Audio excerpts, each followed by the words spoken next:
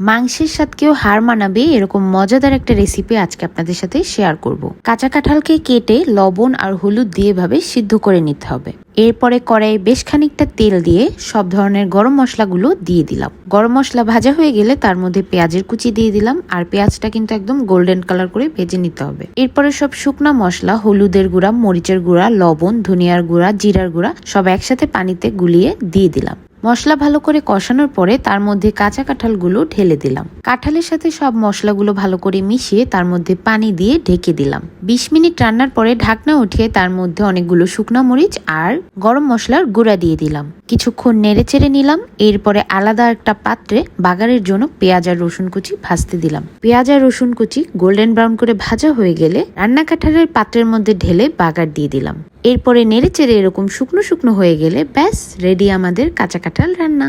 Comment করে জানাবেন কিন্তু কেমন হলো রান্নাটা।